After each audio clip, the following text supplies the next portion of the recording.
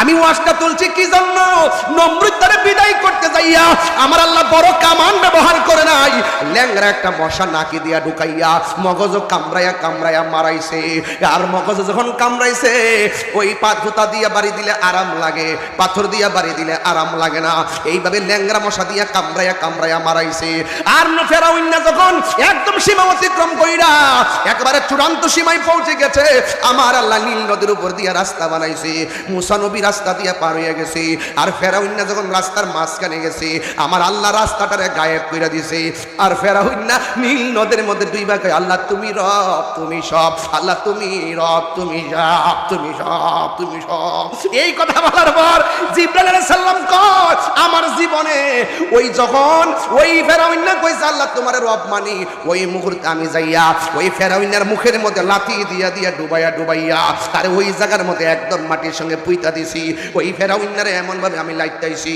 হ্যাঁ বন্ধু, আমি বলতে চেয়েছিলাম দেখছুনি সৈন্যের অভাব নাই, নীল নদের মাঝখানে কোনো কামান নাই, আর নমরুদ্দার কোনো সৈন্যের অভাব নাই, টাকার অভাব নাই, কিন্তু দেখো মশার কামড় দিছে, চিকিৎসা করার ডাক্তার নাই। আবু জাহিল এত বড় সৈনিক, সৌর্য বীর্যের কোনো অভাব নাই, টাকার কোনো অভাব নাই, সৈন্যের কোনো অভাব নাই, পাওয়ারের কোনো অভাব নাই, বড় কামান দিয়া আর সৈনিক দিয়া তার আল্লাহ শেষ করে নাই। দুইটা ছোট বাচ্চার কাছে আবু জাহিল্লা দুনিয়া থেকে বিদায় হইয়া গেছে।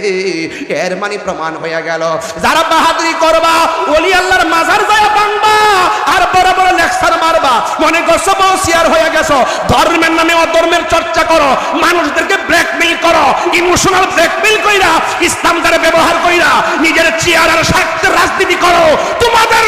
তোমাদের রাজনীতির চিন্তা চেতনা, তোমরা যে ধর্মকে ব্যবহার করে আল্লাহর ওলির মাজারকে ভেঙেছো, তার মানে হলো তোমরা হইলা ইবনে আব্দুল ওয়াহাব নজরুলের উত্তরসূরি। কথা বলেন ঠিক কিনা বলেন?